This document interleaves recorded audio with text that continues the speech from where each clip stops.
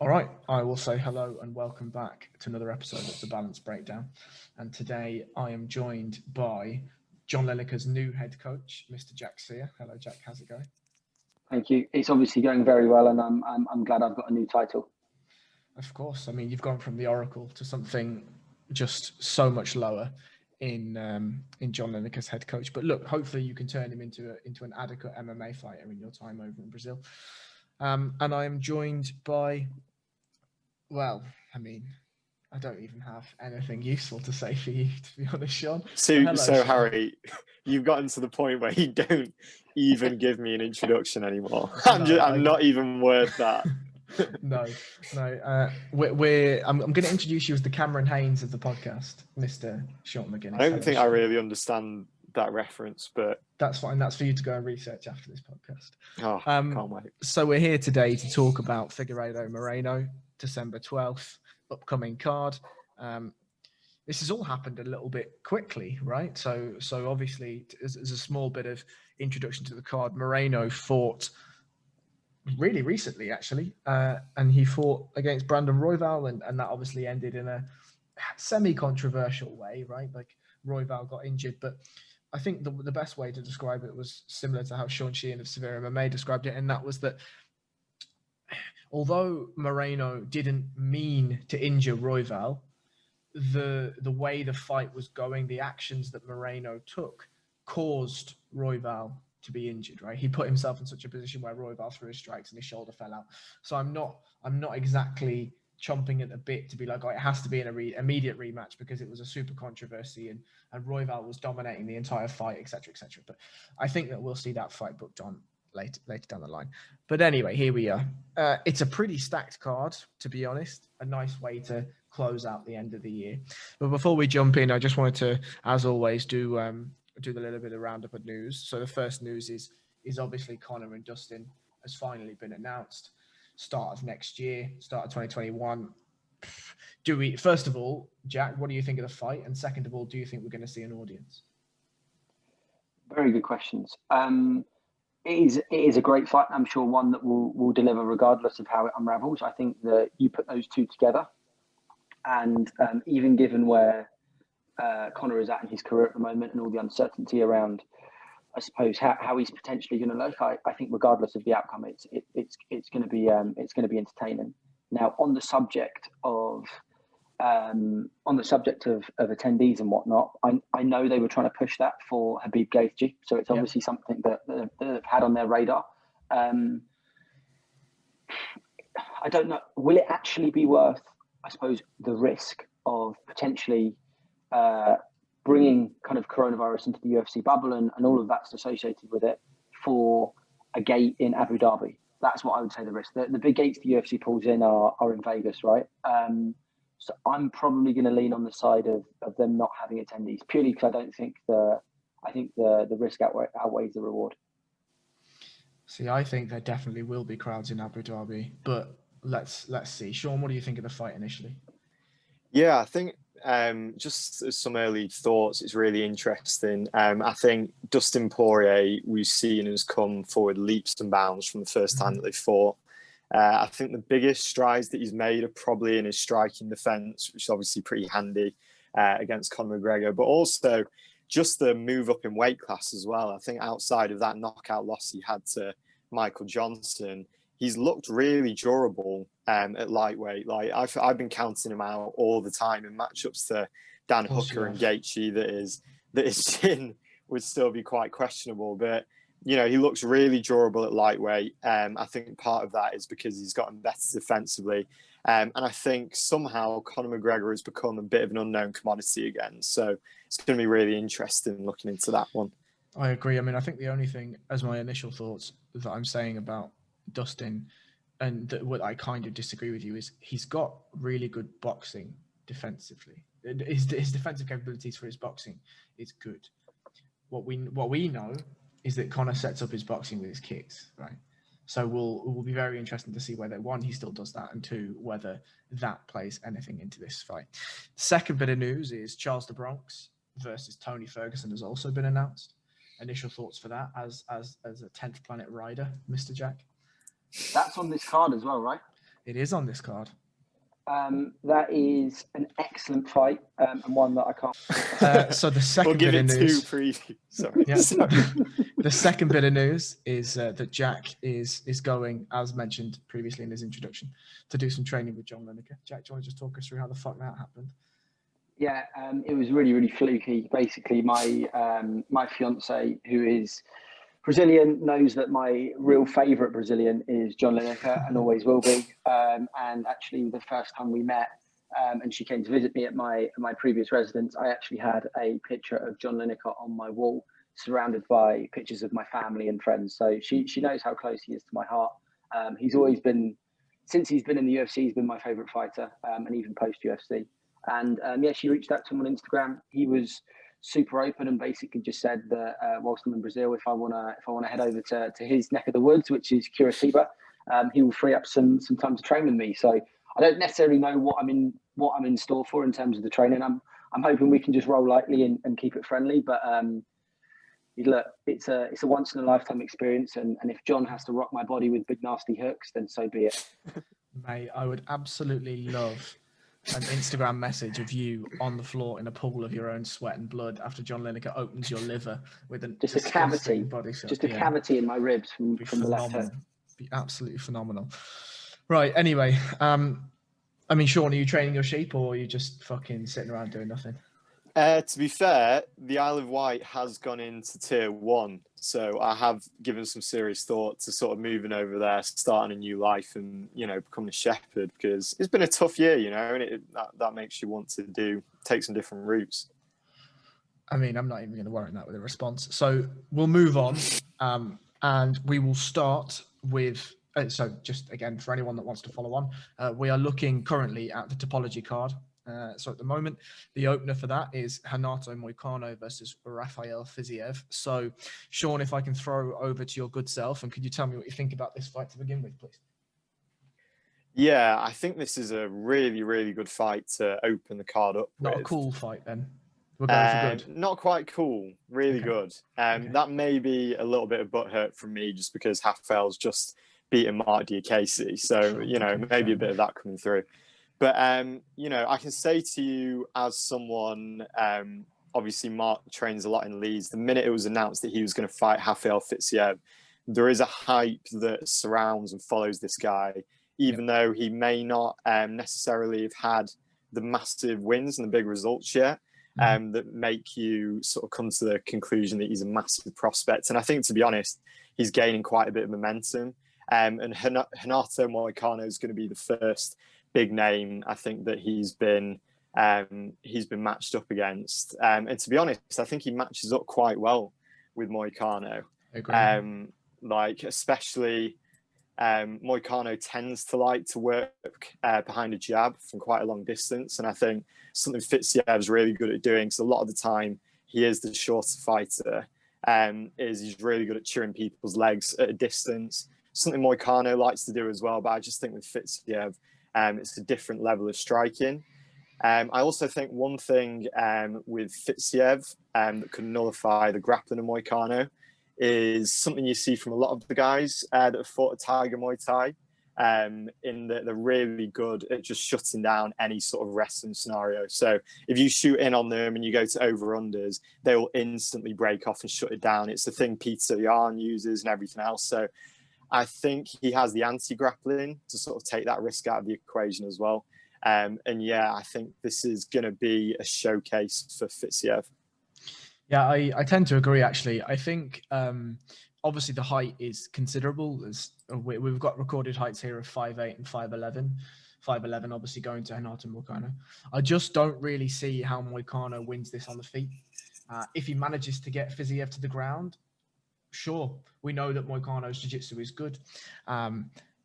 You're saying that you think Moicano's the biggest name. I actually think Magomed Mustafayev is just as good of a name. Like, maybe not in the UFC global rankings, but to people that actually follow MMA, I think Mustafayev has got a good name. My second point is, can you tell me where in Rafeal Fiziev's name there is a T?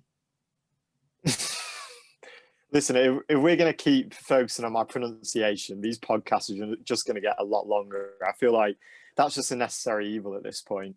But I agree with what you're saying with Magomed. I would say that for a casual, he still doesn't have that sort of name value that a Moicano would have. Yeah, I mean, if you ask George Smith, for instance, who Magomed Mustafayev is, he'd have absolutely no fucking clue. But yeah, Jack, what do you think?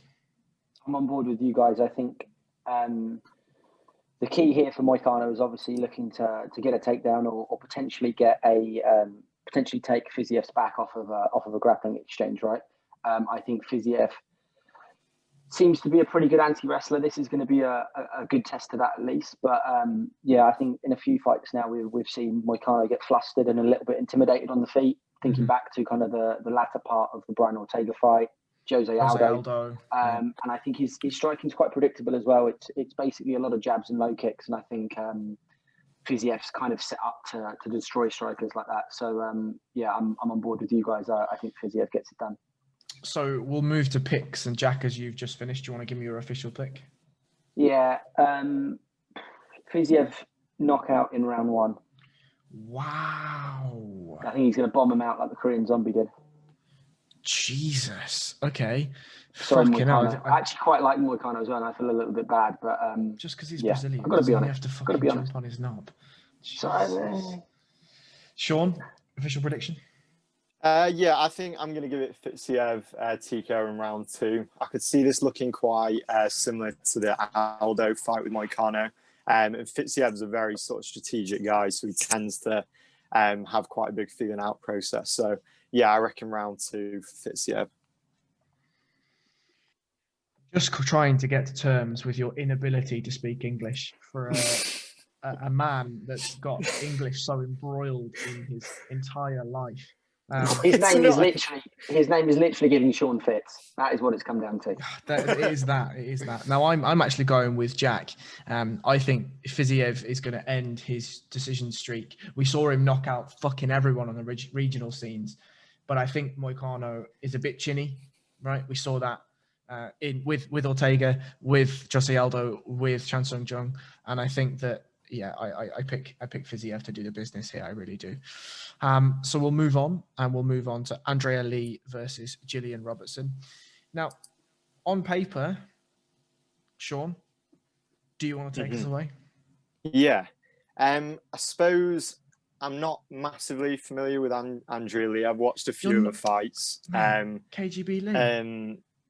Yeah, I'm not a huge fan, but the fights that I have seen, to be honest, don't give me a huge amount of confidence for going into a fight against Gillian Robertson. I actually think I was watching the fight against Roxanne Modafferi today, and Roxanne pretty much managed to smash her for 3 rounds straight off of an episode of University Challenge, most likely.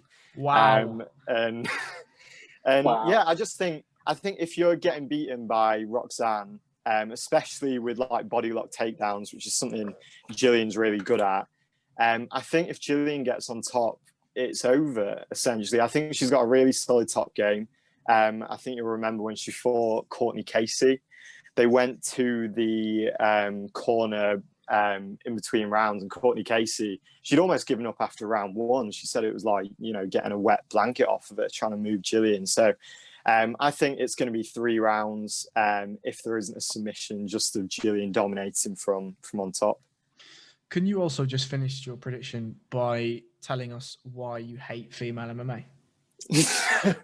I don't hate female MMA. There's a pattern here, Sean. There's a pattern. Every time I come to you with a female fight, you're like, I've not really heard of this woman.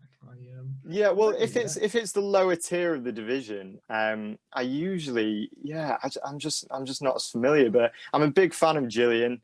I think that she shows a little bit more than just, the armbar sequences off the back or head and arm throws that you see a lot at this tier of the division.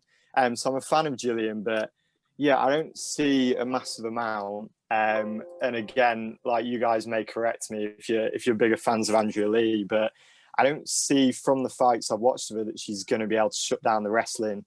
And I definitely haven't seen anything that makes me think she can get up off her back if Gillian's sort of working those knee slice combos. So, Jack, do you want to close the holes in Sean's obvious grappling analysis?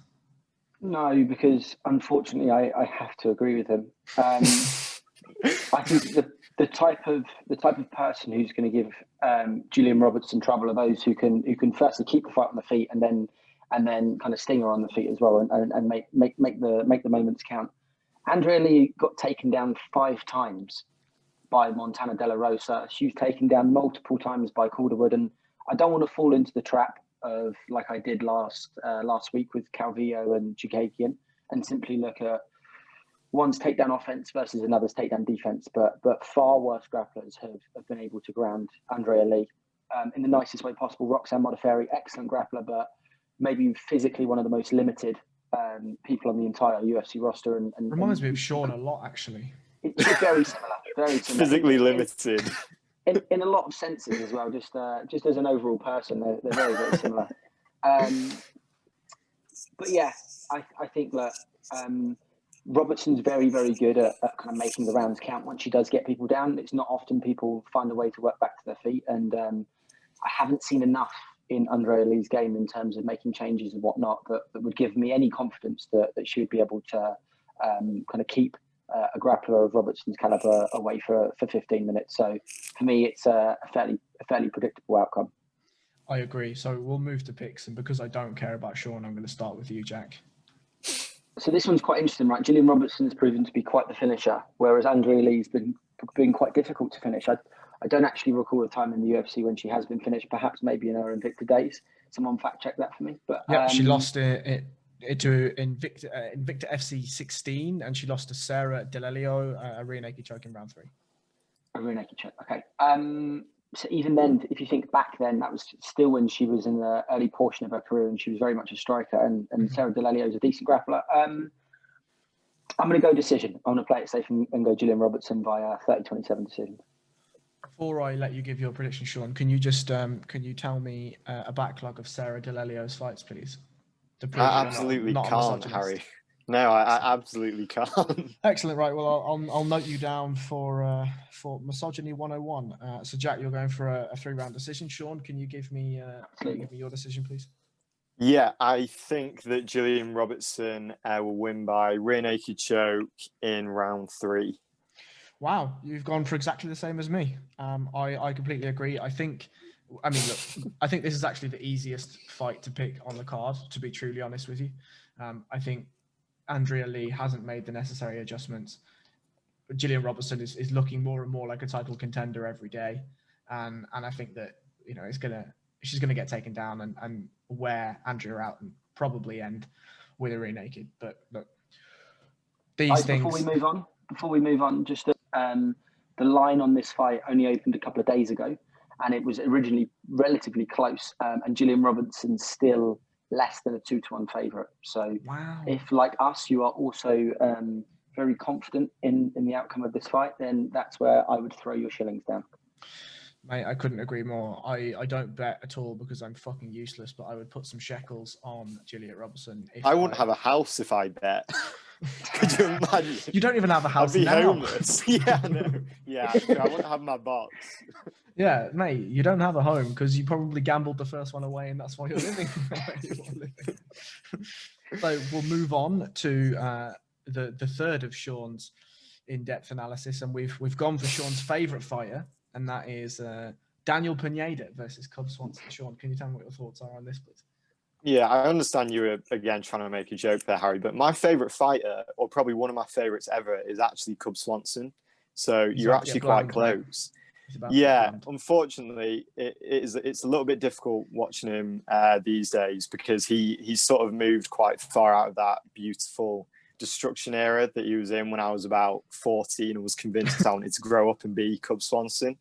But yeah, I think the Daniel Pineda matchup isn't great for him, mainly because Pineda's grappling looked really good, and I think Cub Swanson's takedown defense has always been fairly suspect, and especially if he's against fighters that can hold him down and are good at landing ground and pound on top, like the fights against Frankie Edgar.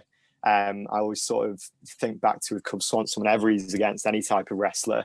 And Pineda, he throws ground and pound with pretty bad intentions. Like, he seemed very confident against Herbert Burns after I obviously counted him out and said that yeah, he wasn't much of a finisher. But, you know, he was confident from the start, and the shots that he lands from on top are really, really damaging.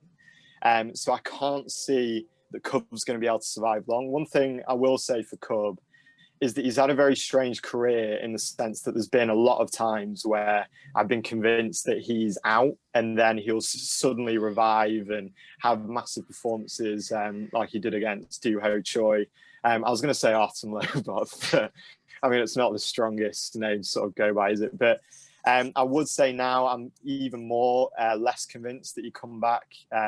If any of you guys watched the quintet that he was on a while ago, he had a pretty horrendous knee injury on that that was just horrible to watch, which for a fighter at this stage of their career, you know, I mean, he looked good shutting Crone down, but yeah, I think I'm edging towards Daniel at the minute with this. Like, I don't even think it's fair. Like, Crone Gracie just decided to leave all of his fight IQ outside of the octagon that night and just decided to walk into jabs for 3 rounds. Like, I don't think it's fair to say that he shut Crone down. I just think Crone was an idiot. I mean, the one thing you can say is he's durable on the feet, right? Cub is durable as fuck on the feet. His last losses, like by finish, have been rear nakeds. Now, obviously, that fits well into Daniel Pineda. I think for me personally, how I see this going is Cub probably gets taken down, probably gets ground and pounded, forces the back, and then here we are. Daniel Pineda will probably finish him. I think I agree in some fashion with you that Cub's career is always up and down, and when you count him out, he kind of comes back. I think the impressive wins for me are Charles Oliveira, right? Dustin Poirier, right? Those are huge wins. Jeremy Stevens, obviously then he goes on and he loses to Frankie and Max, and well, these things happen, right? But then coming back, and Kawajiri is a decent win, and Du Ho Choi was an amazing fight. But that was 4 fucking years ago, right? The earlier fights were 6 years ago. And as you say, that ACL blowout or entire knee blowout was just awful, right? It wasn't, the sub wasn't even on, right? He just blew his knee out from a reap, essentially. So, I mean, that was a year ago as well. A year, you know? And how old's Cub Swanson? Let me check. He's 37. Fuck my life, he's 37. Yeah. I mean, Jack, have you got much else to add? I mean... No, I wish, because I really don't want us to be one note and agree all the time. It makes me quite sick. But yeah, I'm pretty much of the I'm thinking along the same lines as you guys. Really, I think that Pineda's upset a lot of people with that win over Herbert, but he kind of showed off how solid of a grappler he is. I think he has got the wrestling to get Cub down, and I think once he's on top, Cub is unfortunately one of those MMA black belts, right, where it was awarded because of how long he's been in the sport, but his submission defense probably isn't in line with your average kind of BJJ black belt. So yeah, I'm similar to you guys. I think Pineda will probably sub him inside the distance. So can you give me a round? I will give you the second round. And Sean, what do you think? I'll probably go with the first. I could see it potentially being a bit of a sad one, this one. You fucking hate Cub Swanson now, right? No, I don't. He was my hero. This is he certainly hates you, Sean. He's listening right now, and he certainly hates you. So I'm going to go with a TKO for Daniel Pineda in round 3. Fuck it. I'm going to change it to a round 2. I'm going to go round 2. That's even sadder. Oh, you always change to go with Jack. It's so tragic. Mate, just look. Just have your own opinion, Harry. You've been called out there. Mate, I can't be a shield to everyone, but when I am, I've got to go. It's to Jack. It's got to be. It's got to be an intelligent pick, right? You're a proper Jack Sears shill. Mate, don't even get me fucking started on you and being a shill. Don't even get me started. Right, anyway, we're going to move on to I mean, Jack told me off air that both of these guys next to John Lineker are his favourite fighters. Right? Now, I don't really know why, but we're going to find out, I'm sure. So, Jack, can you take us away with Sergey Spivak versus Jared Vanderaa?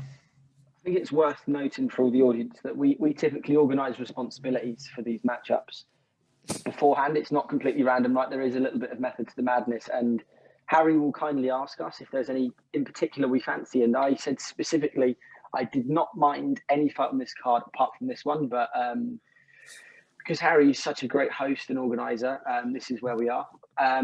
And I probably deserve this, right? Because I am the Eastern European scouting report. So it's true. How else? Who could I give this to? I don't want to waste any more breaths on this because it's heavyweight and it's Sergey Spivak. But in a nutshell, Jared Vanderaa just come off of a win on the Contender Series over a relative nobody. He is a large heavyweight, typically weighing in at the 265 limit. Likes to get Similar on to top, Sean. do big smash, win fights, beat his chest. Happy days. He spent most of his pre-UFC run in EFC in South Africa, and also LFA. Interestingly, he's 0-3 in LFA and has been subbed in 2 of them. Sounds like Sean. It definitely sounds like Sean. Meanwhile, Mr. Spivak, who fights out of the amazing Polar Bear top team, definitely a contender there for the best gym name pound for pound in the sport. Obviously, Spivak's had these 4 fights in now. He looked absolutely trash in getting whacked by Walt Harris in about 30 seconds. He turned that around and outlasted Tai Tuivasa in a kind of impressive performance. And it just fell over into a head and arm triangle, right? Yeah, it was a bit gross. And then lost Marcin to Tybura. Marcin Tybura. And then he recently picked up a win over Carlos Felipe, everyone's favourite Brazilian heavyweight. And here we are. So really what this comes down to for me is both of these guys want to get on top. When they get on top, Vanderaa wants to ground and pound, and Spivak's typically looking to submit you. I'm worried that the size difference here, which is going to be about 20 pounds, after that loss to Walt Harris, Spivak actually decided to get in shape. And I'm worried the size difference might work against his favour, because I actually think he's a little bit better to watch overall. And Spivak's pretty young for a heavyweight, right? He's still only 25. So we've got some time to work with him, right? He might actually one day be decent. But yeah, Unlike it's basically whoever gets on top in this one will be successful. I lean Spivak at this point merely because we've seen him against a decent level of opposition. Meanwhile, Vanderaa is in the UFC because he won on the Contender Series and not because he did really well in LFA. So that's my analysis. Definitely not going to waste any more breaths on this one. Sean, I want you to give a bit of analysis just because I want you to hear you butcher Sergey Spivak's name. Sergey Spivak. Oh my God, he's got one right. Jesus Christ, I feel like end the podcast now. His name's actually quite easy. Just wait till we get to Dalcha language. Just wait till we get to but yeah, I think even Jared Vanderea's, to be fair, I struggle with his name more, but even his fight on the Contender Series, I wasn't really that impressed with. I think Jack's analysis that whoever gets on top will probably win, which I feel like you can apply to a lot of heavyweight matchups, is probably going to come true, to be honest. Like, I think Jared was losing his fight in the Contender Series against quite a much smaller heavyweight. And then, he got on top and that was it because he's so much bigger. I'm surprised, Harry, to be honest, you've not brought up that Sergey Spivak's probably the main male fighter that still uses head and arm throws like repeatedly. It's probably like him and Alexei Olenek. I'm surprised you've not gone down that route. But against Tai Tuivasa, I don't even know if this is a phrase, but he put on a head and arm clinic against Tai Tuivasa. And to be honest, I could see him out of the two. I think he has better wrestling. From what I remember from the Contender Series fight, Jared kind of fell on top. Whereas Spivak, I think there's more of a method behind his takedowns. And like Jack said, he actually has been tested against proper sort of opposition in the UFC.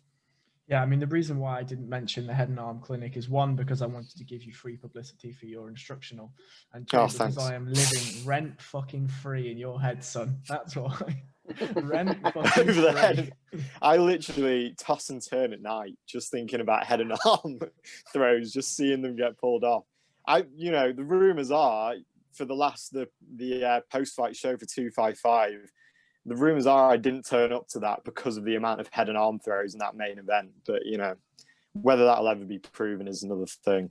I couldn't confirm or deny. All I'll say is that we've got video footage of you crying yourself to sleep. So. Allegedly, but it's true. Yeah, it's true. Right. So, Sean, can you give me a pick for this incredible heavyweight matchup? I think Sergey Spivak will win a decision, unanimous decision. I don't think he'll finish, Jared. All right, and Jack? I think I'm going to go Spivak via sub in the third. Big men gas, right? And when big men gas, big men give up subs. So that's my detailed technical analysis. I'm actually picking the same as Sean because I think both of these are shit and probably won't fall into each other enough to get a finish. I think it's just going to be like two pillows attacking each other, just sleep. Harry, that's so disrespectful. Disrespectful. Why? Two pillows. Look, disrespectful. They've both got the body shape of you on a decent in-camp weigh-in photo. It's like lockdown 1 me. Mate, lockdown 0 you. But anyway, we will move on to actually I think is a bit of a sleeper fight, to be honest. Billy Quarantillo versus Gavin Tucker. I am actually really looking forward to. I think this is going to be a really fun fight. Unfortunately, I've given it to Sean. I really don't know why I did, but Sean, do you want to butcher this for me? Go on. Yeah. I think when Gavin Tucker first came into the UFC, he actually looked pretty good. I think the issue I've had, and to be fair, I think his debut sort of sums this up a little bit, is the sort of opposition that he's faced, just generally speaking. Like against Sam Cecilia, he looked really good when he debuted. His striking sort of falls somewhere between like traditional Thai boxing and then that sort of neo footwork, which probably at the time was influenced by TJ Dillashaw and all those sort of guys coming through. He looked amazing against Sam Cecilia, but again, it was an opposition thing because what you had then was after having a flawless decision win, effectively, he got put in there against Rick Glenn, who I think matches up physically with Billy Quarantillo quite a bit. And Rick Glenn just beat him really, really badly over a decision. I think it exposed holes in his wrestling. I think it showed as well, the more tired he gets, how some of his flashy striking, the sort of issues there as well. Essentially, since you guys introduced me to Tapology and I realised I could see the opponent's records, Gavin Tucker's resume is just so hard to compare alongside Billy Quarantillo. Like Billy Quarantillo, even from outside the UFC, has been going against top level competition and guys with really decent winning records. And even the last like 5 people, they've all had no more than 2 losses each that he's been against. So I think he has a massive experience edge. I think even if he's had tricky fights like we saw against Spike Carlisle and stuff like that, I still think there's something to be said for someone that is having those difficult fights on a regular basis and getting that experience. And I think, to be honest, again as well, because of how similar he is to Rick Glenn in build, but also his style is quite grindy as well. I could see him getting a pretty clear-cut decision over Gavin.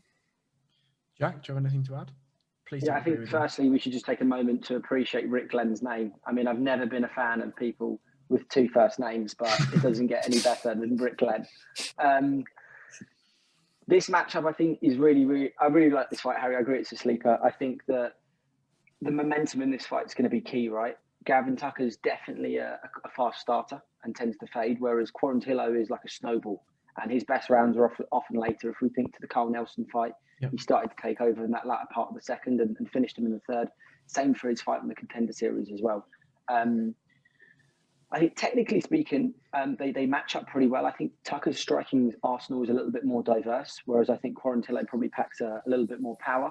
And the grappling will be very, very interesting as well. Tucker's offensive jiu-jitsu looks fantastic, but we saw he got mollywopped a little bit by Glenn when Glenn was able to get on top. So, yeah, I think for me, this is probably going to be fight of the night, and I lean on Quarantillo to pull this one back late.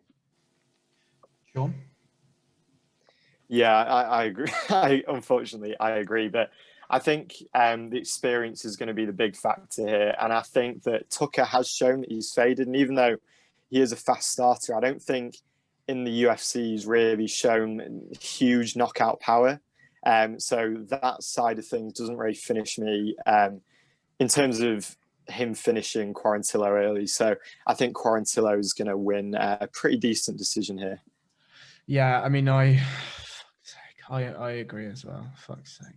I mean, if you look at, the reason why I do that is because if you look at the wins that Billy Quarantillo has, he's fought Karma Worthy, who's now in the UFC with quite a lot of experience, and he TKO'd him in the second round. Okay, he lost to Saul Rogers, but we know, although if Saul Rogers didn't have any visa problems, he's going to be a UFC contender right now. That guy's a good fighter. Good wrestling, good striking, well-rounded.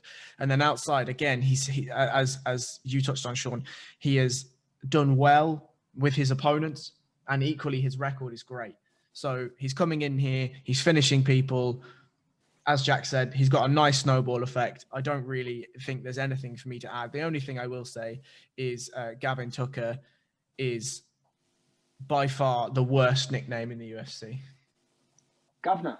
Yeah, gay. Why is that? That's not. Come on, there's worse than that. Tell me one. Spike Carlisle is the alpha ginger. Right, yeah, fair, I actually think that's one of the strongest in the UFC. Yeah. I disagree with both of you. That's an incredible nickname. Unfortunately, we have all picked the same fight, but we will move on again, and hopefully we can argue at some point during this podcast, because that would be wonderful. So we'll move on to, again, somebody that really has had an up and down career, Chase Hooper versus Peter Barnett. I think this is interesting matchmaking. Excuse me, Harry. Excuse me. What was Peter's surname again? Yeah, what was his surname, Harry? Peter Barrett. Oh my God, how have I written that wrong? Oh, wow. How the tables have turned. Jesus, how the tables have turned. Well, I apologize.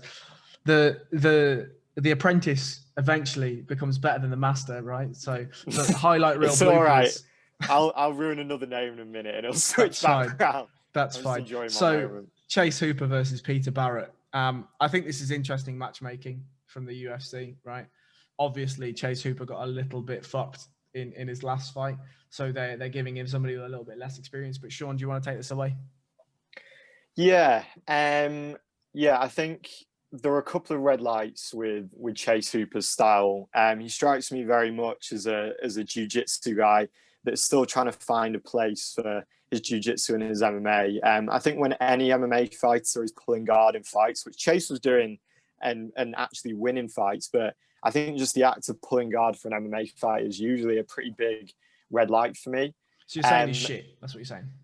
No, not that he's shit. It's just because if he gets on top, this is the thing. Chase Hooper has an amazing top game. Like if he gets a takedown on Peter Barrett, I think the odds massively shift in the favor of Chase. And to be honest, I'm not sure whether from the little that I've seen of Barrett that he'd be able to get back to his feet.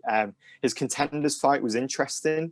I think if there's one thing you can say for Barrett is that mentally he's all there. Like he's never gonna give up, and Agreed. I think he kind of outwilled the guy that he was against in the contender series. Even his nickname Slippery Pete, he's very good at just sort of getting himself out of bad situations.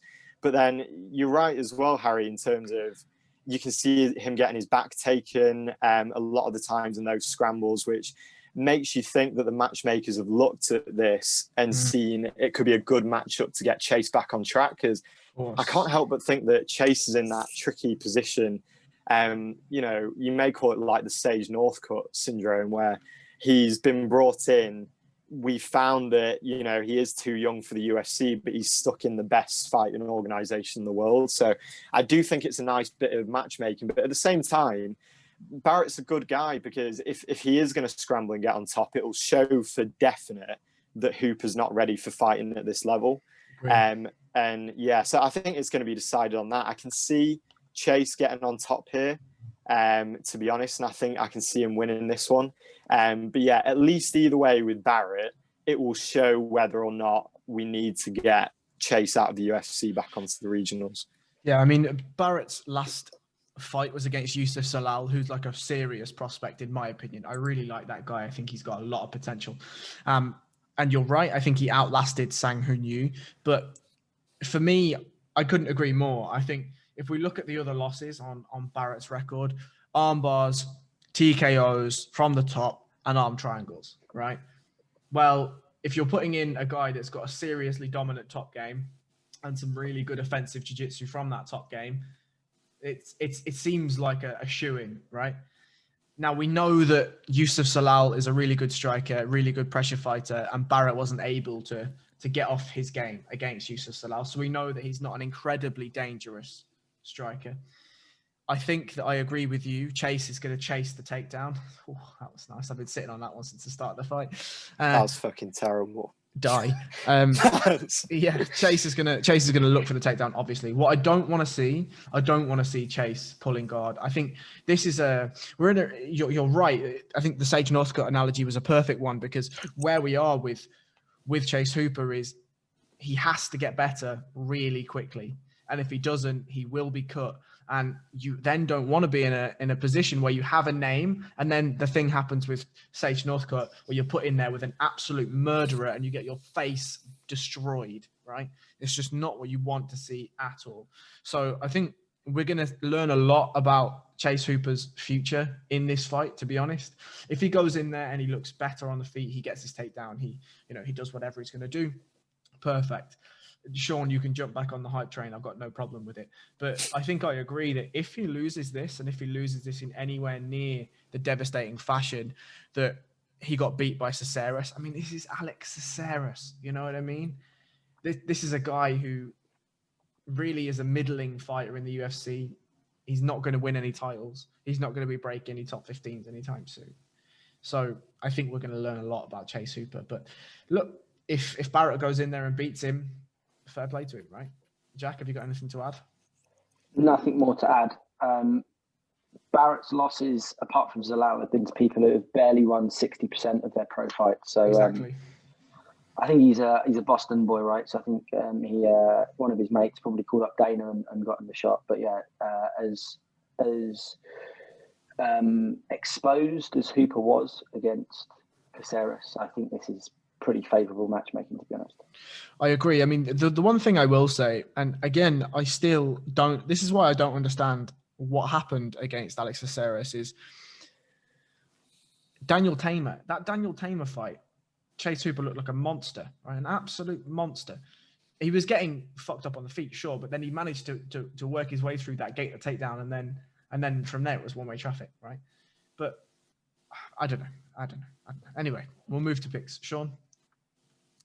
Yeah, I think Chase Hooper is going to win this by submission in round 2. Fuck off. Fuck off. That's my pick. Yeah, I'm going to go with round 2 submission. I think the issue is I'm not massively familiar with Barrett's career outside the Contender Series, but he strikes me as a guy that had a career best performance when it mattered. And that's not usual form for him. So, yeah, I'm going to go for submission round 2 for Hooper. I mean, and I'll jump right back on the train as well. Yeah, you'll be there. The fat controller, pulling that fucking... Yeah, mate, can't wait. Come on with the Chase Hooper conductor, t-shirt. Though, Harry, the fat conductor. The fat controller, mate. Let's not argue about this. Thomas the Tank Engine was my life. I saw a scary look in your eyes then, Harry. Flames. Look, the biggest lesson I've ever learned my entire life is from Thomas the Tank Engine. And can you tell me what that is? I won't be able to, but I want to hear it. Patience is a virtue, Thomas.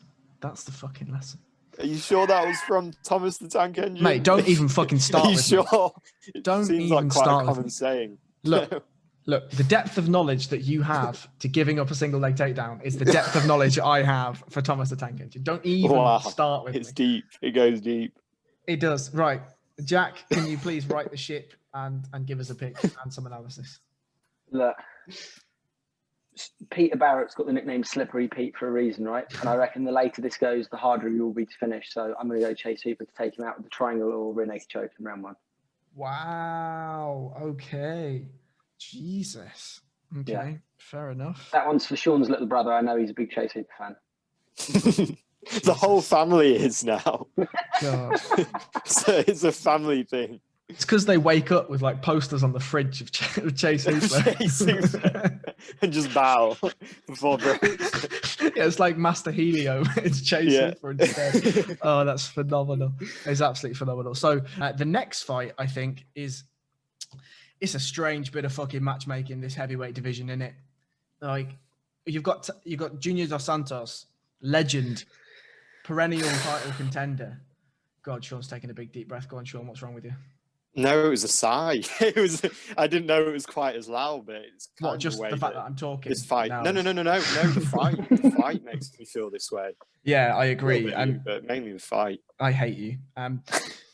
Yeah, and then you've got Cyrl Gane, who's basically had no experience whatsoever. He's had as many MMA fights as Sean's had submission losses, and like he's getting thrown to the fucking wolves. I mean, he comes in and fucking gets a heel hook, right? Against Donatale Maez. He's had a couple of decent wins. He had 3 fights when he was signed to the UFC, right? 3 fights. Now, he's signed and trained by the ex-training partner, head coach of Francis Ngannou. He's not with that gentleman anymore, right? For reasons that we won't talk about now. But to go from Tanabosa to Junior Dos Santos seems like an incredible leap to me.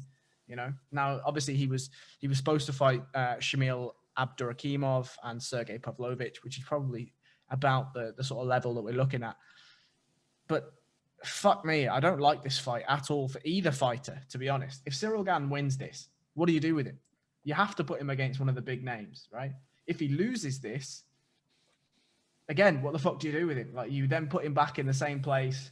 Heavyweight's lost one of its prospects, and what does it do for Junior Dos Santos? Nothing, really, JDS is on a 3-fight losing streak, got blammed by Ngannou, got blammed by Blades, got blammed by Rosenstrike. Like, what are we doing, lads? What the fuck are we doing? Is it just me? No, I feel the same as well. I think I think the UFC are trying to use this as a benchmark for Cyrl Gane, but it is also maybe a little bit of a, we don't want to rush him, right? He's still 6 fights in. For me, I just can't see this going particularly well for JDS. Me neither. I think the best case scenario is that we have seen Gane not take it easy, but we have seen him less worried about the finish and more kind of concerned about getting some cage time, right? And I think the best result here for Dos Santos is that Gane treats it just like that. He treats it a bit like a sparring match and just tries some things out and probably walks away with a competitive decision win. Worst case scenario, JDS gets knocked out again and approaches Arlovsky, Overeem, Mark Hunt levels of accumulated damage in his career. How depressing is that? Do you think, utterly depressing. I actually agree, though I don't think he's going to take it like a sparring match. I think Cyrl Gane is well aware the name of JDS, right? You can go in against Tanabosa and win a decision and get some rounds in. If you knock the fuck out of JDS, that's huge for you, right? It's huge for you. Are we going to see him go in and, as you say, essentially coast to victory? I can't see it. For me, I'm taking a second round KO, TKO for Cyrl Gane. I think you have to give JDS his respect early, right? You have to feel him out. You have to see what JDS is there. But in accumulated damage, I think we have to add Stefan Struve in there, and we have to add who's that big cunt? Travis Brown. Volkov. Travis Brown in there. Alexander Volkov hasn't taken that much damage. Sure, over the length of his career, he definitely has. But yeah, Travis Brown has to be in there for accumulated damage. Sean, how do you see this going?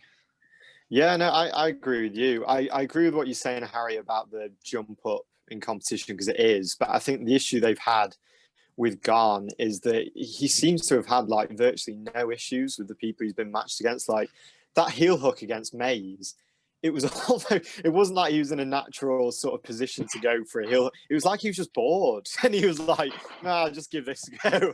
I'll just send it. I'll just see what happens." And he just stood up from on top and went for a heel hook. Like, you don't see things like that unless there is a big skill differential. So I think in that way, it's nice for a step up. I don't like the step up because I don't think it's in Junior Dos Santos's best interest. But then I'm not even sure if any fights at the moment are in his best interest, because obviously you'd give him a massive edge and experience, but what we saw, especially after the Rosenstruck fight, that experience comes in handy until he gets hit with a big shot, which, you know, come early and often at heavyweight, and he doesn't have that same sort of durability anymore.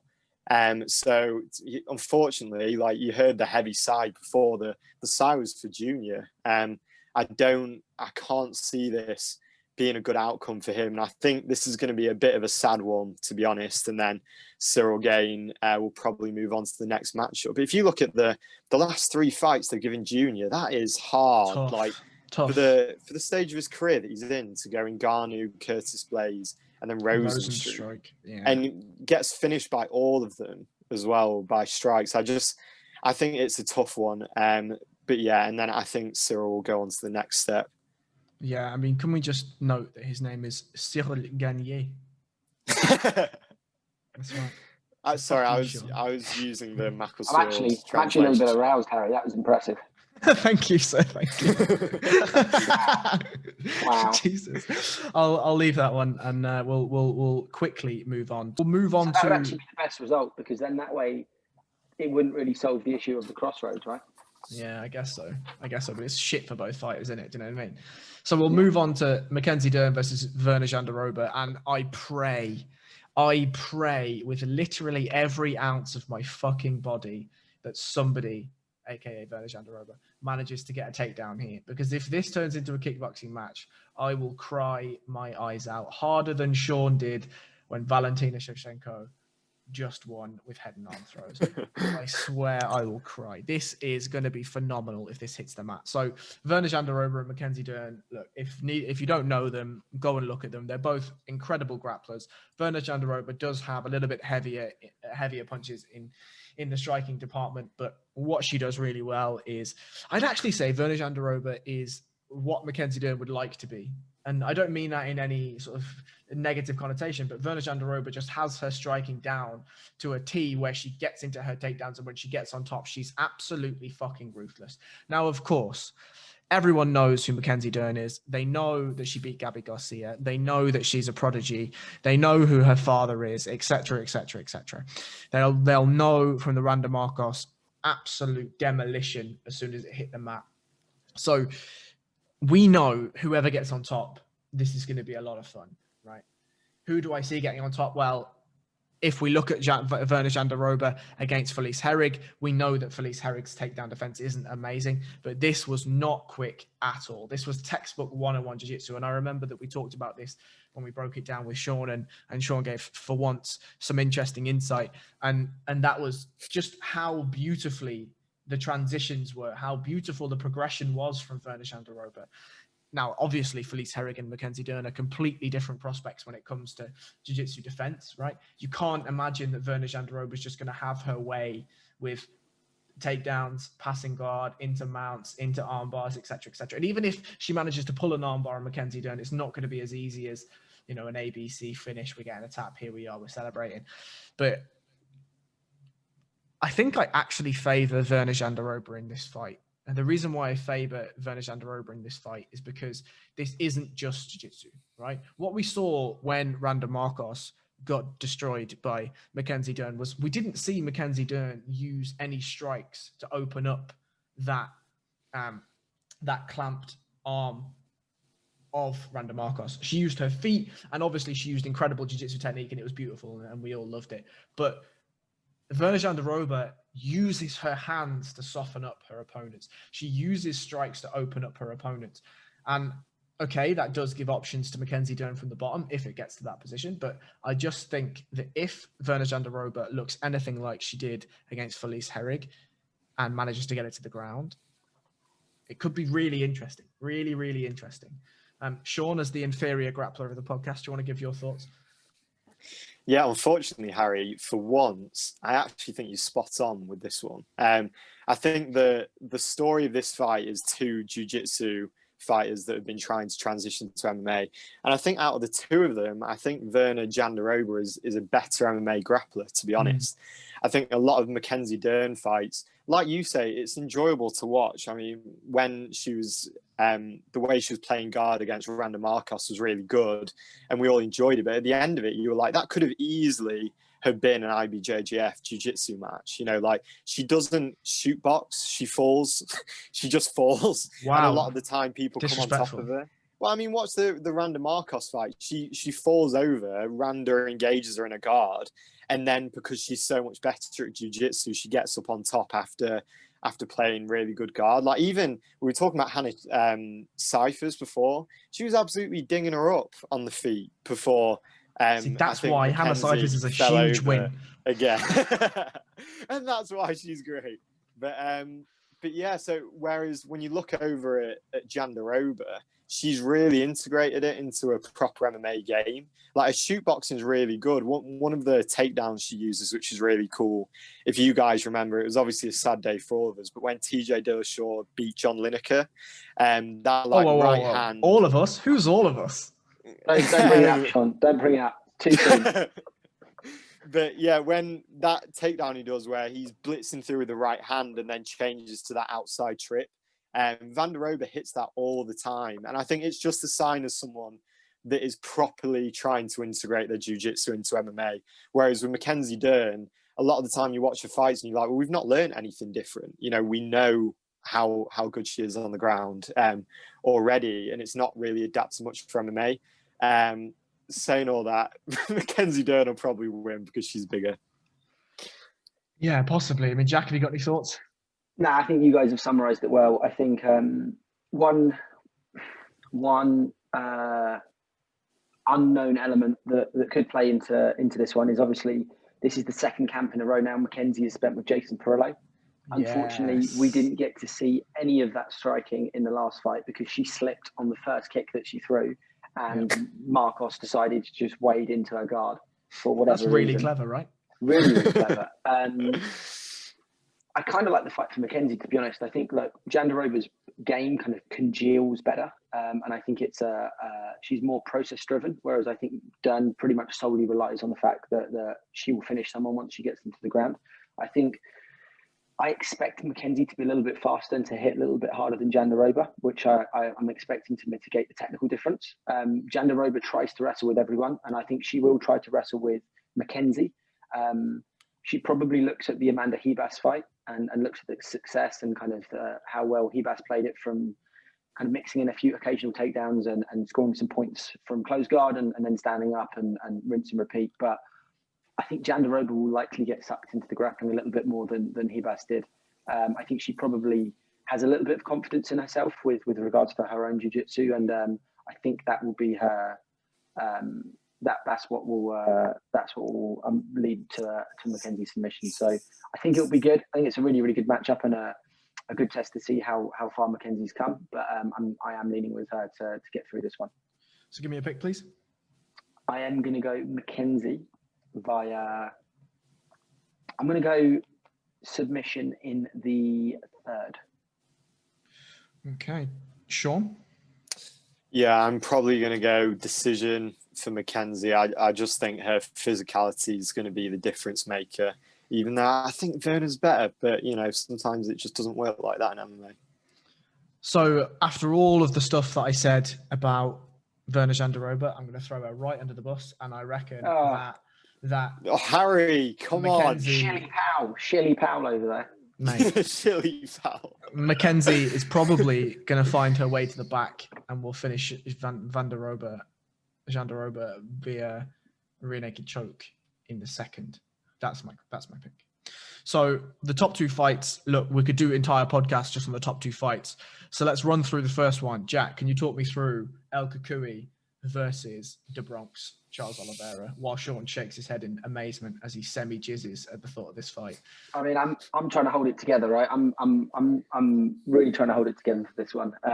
This is a delightful matchup for MMA fans. If you're of a grappling background as well, it's probably even a little bit more special. It's difficult to know where to begin with this one, but yeah, essentially, as I touched on earlier, definitely a crossroads fight. I think the big question here is, there's two questions. The question on Ferguson's side is has the Gaethje fight changed him? Now, look, has it changed him in terms of taking years off his life? Yeah, of course it probably has. I was going to say, I think the question is how much has it changed him?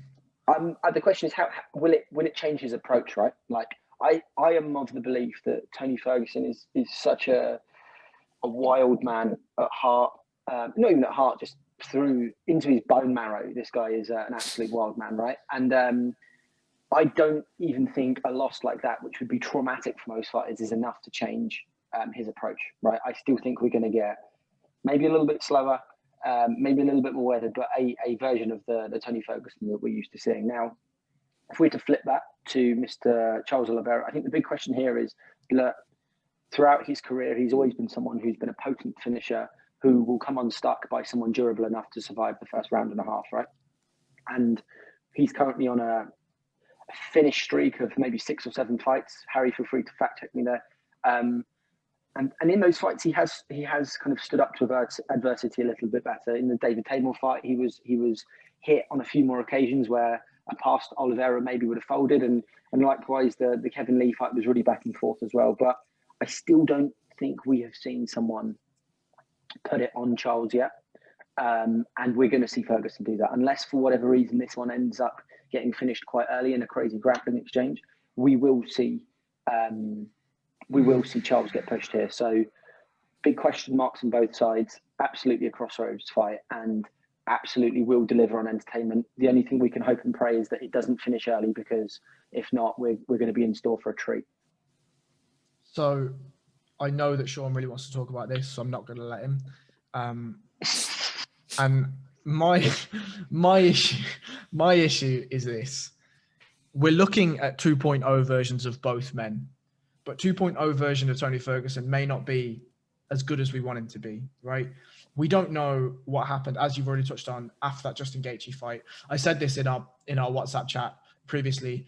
It's not often that we see a fighter literally shake his body shakes after taking so much damage. His unconscious body decided he didn't want to be there anymore, even though his mind was like, yeah, I'll be grand. I'll just put my hands up and be fine. I've never seen that personally in an MMA fight before. Now, Tony Ferguson, we know, is tough as fucking nails. We know this. We've seen it over and over again. Charles Oliveira tends to wilt when the pressure is put on him. Paul Felder, Max Holloway, etc., etc., etc. Right? But again, as Jack said, six TKOs, 6 finishes in the last God knows how many fights. 1, 2, 3, 4, 5, 6, 7. 7 finishes in the last 7 fights against some good names, right? Jim Miller.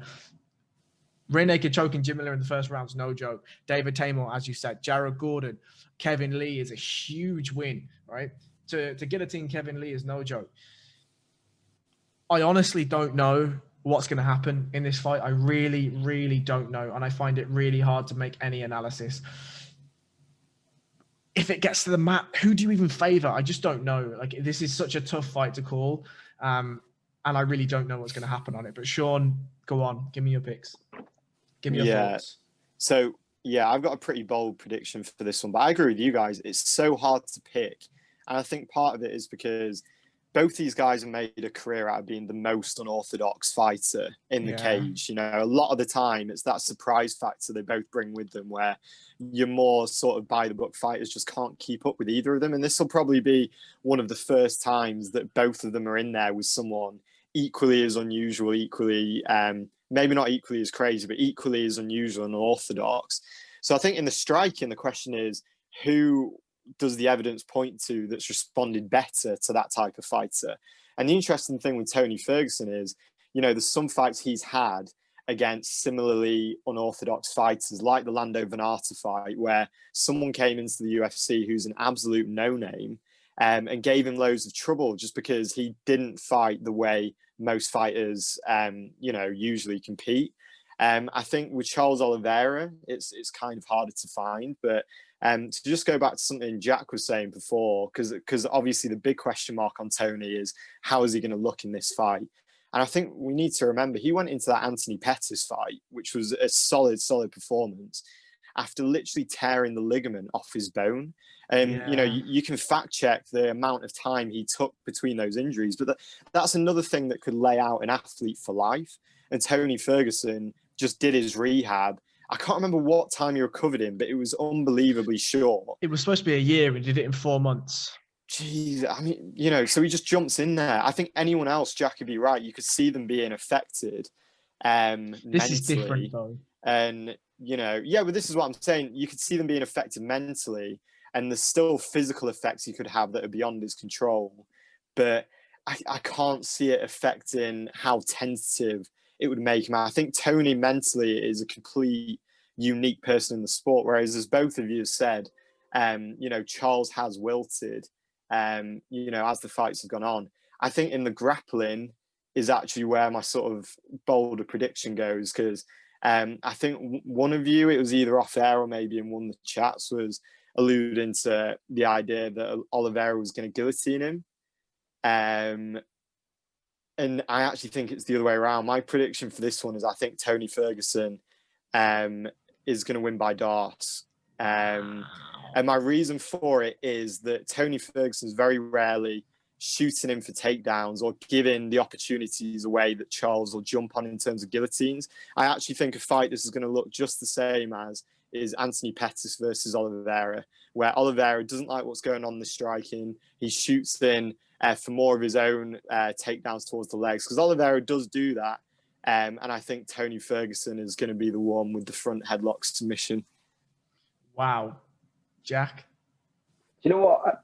I've swung on this initially, and maybe because I'm such a big Tony Ferguson fan, I was kind of playing the sadness angle, right? And I was leaning towards Charles, but I'm with Sean here. I am picking Ferguson. I think that until I've seen him fall off a cliff physically, I'm not willing to pick against him, against someone with a track record like Charles.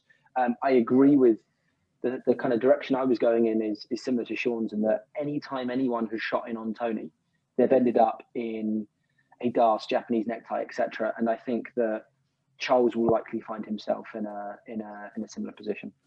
This is absolutely insane. We've literally done exactly the same thing. So my final pick is the fighter that beats Charles Oliveira is a guy with incredible jiu-jitsu and pressure striking. Enter Tony Ferguson, right? This could be a breakout moment for Charles Oliveira. It really, really could be. But if we're looking at things from a styles perspective, Tony Ferguson wins this fight. And I agree essentially with the method as well of all of you. And I fucking hate that I do. But I can see Tony Ferguson pressuring Oliveira, Oliveira shooting for his takedown, working his grappling, and getting fucking wrecked by a DAS. If you can give me some rounds, Sean? I'm going to go with a round 3 DAS for Tony Ferguson. Tony never shoots in the legs. He may go for some Imanari rolls, but he never shoots takedowns. I don't think there's any reason to think that he's going to get guillotined. So, yeah, Charles Oliveira is getting DAS. Jack, round? Sean's just given me another point to consider, is that like Charles likes to play for the legs a lot, right? And Tony's never really been able to find a dance partner in that world. So that would be hella interesting if we can get some relatively high level leg lock exchange. But yeah, to my actual pick, Tony in round 3 as well. I literally wrote down round 3 before Sean even said a word. So yes, you did. We've literally gone round 3 across the whole thing. So we're getting to the main event. I'm going to start with you, Sean. Talk to me about this. Yeah, I think this is an interesting one because of what you said before. It's come together really quickly. And yeah, to be honest, I think at this point, Figueiredo is a champion that outguns the whole division. Yeah. What I mean by that is in the striking, he's more powerful than anyone else at 125 for my money. I think physically he's stronger than everyone else in the division as well. So in the scramble, it's probably not the best way to go. The way to go to beat Figueiredo is to just completely disengage. Watch the Formiga fight. He just literally doesn't engage on the feet at all. He's either in a clinch all the way, or he just doesn't engage him. Because once Figueiredo gets a read on you and thinks he can walk you down, you're probably going to be out in the space of a round. He just needs that little bit of confidence. Does Brandon Moreno, does he have the ability to do that? Probably not. He seems to be someone that will engage people a lot more in those pocket exchanges, which is bad news. Does he have the skills to do it though? I think in the grappling he does, even though you think of him as a scrambly fighter. he is very good at holding static positions as well. We've seen that recently against Brandon Royval. And especially from the back, if he takes the back, he can hold people there that are very scrambly and dangerous for, good long periods of time. One of his fights from back in the day, the Dustin Ortiz fight, was one of these I was thinking about the other day, where he just used back control really well. And I think with Figueiredo, you need to completely disengage and grapple with him. The issue is I don't think Moreno is going to completely disengage. Okay, so I think you've covered almost fucking everything as always. But Jack, do you have anything you want to add? No, that's pretty much it. I think Moreno's quite gritty and durable, but never been stopped. Sure. Never been stopped to strikes. Oh, no, but on Tough he got subbed, right? Yeah. He's been finished by submissions, but never been stopped to strikes. I think he relies a lot on just being gritty and durable, and I think the fact that he sits down on his strikes is actually going to tee him up nicely for Figueiredo. I think his paths to victory are hoping that Figueiredo gasses out, or alternatively, we found Moreno to be a very opportunistic back taker, and then much like Formiga, he plays the backpack and hopes to wear out Figueiredo. But what Sean said in his first sentence encapsulates my thoughts. Figueiredo is ahead of the division, in my opinion. And I agree. Yeah, I don't think there's someone on the roster at the moment who's going to stop him. I mean, my thoughts here, right, are that Alex Perez took Figueiredo's back for about 0.6 seconds and then ended up getting wrecked in a guillotine, right? Like, what are you going to do? Like, I think the paths to victory for Moreno are actually a little bit further researched than just hoping. I think he's super gritty, right? And we've not seen him finish the strikes. I can't imagine he's going to get finished the strikes, although he definitely could do. I think what happens is Moreno either takes him down the stretch and waits for Figueiredo to gas a little bit and does his work in the fourth and the fifth, or Davison blasts him out. And I can really see that Davison's going to blast him out in some fashion within the first 3 rounds. So, Sean, can you take us for a pick, please? Yeah, I think Davison finishes him first finish the strikes, early round 3. Wow. Okay. Jack, you got a pick for me, please? Yeah, I think people are going to overlook Davidson's submission threat, and I think he's going to rear naked choke him in the 4th. Okay. And I agree again with Jack.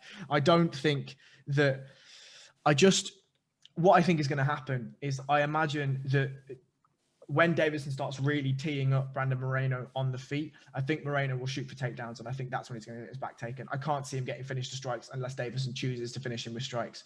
I think maybe if Davison gets the mount and finishes him there, then that's what it is. But other than that, I just can't see it. I think Davison will opt for a sub. So, any final thoughts on the cards, boys? Yeah, what we should do next time is that when we're organising who takes responsibility for previewing what fight, right? Whoever takes the lead. We should probably also just talk about picks, guys, because I'm frankly sick to death of agreeing with you both. And next time I might just throw a few rogue picks out there just to keep people excited. Yeah, I thought I went crazy with the Tony Ferguson Darce pick. I was going to say the same thing. I thought you were going to say in the same chat. No, you weren't, Harry. I was going to go, I'm going Tony Ferguson. I'm going to go by fucking something that's... Jack, I wrote the pick down 5 seconds. Sean, mate, I'm not inviting you to the next one. Fuck this. That's all right. It's been nice anyway. Yes, as always. Look, I mean, I think we were in for a great card. I think there's some absolute bangers on this card. Even the shit fights aren't even that terrible, right? So, look, I think, again, we're in for a good one. Jack, I appreciate your betting line. And for anyone that loses money on that, I don't care. Like, it's nothing to do with us. It's your choice. We said allegedly. Yeah, we said allegedly, yeah. Remortgage, sell everything you've got, all your personal possessions from your childhood. Allegedly. And put it on Gillian Robertson. Allegedly. But yeah, look, as always, Jack, it's an absolute pleasure to have your time. And it's a pleasure to hear your thoughts. And Sean, I guess it's all right. Cheers. Thanks, mate. All right. I'll speak to you boys soon. Take care. Ciao.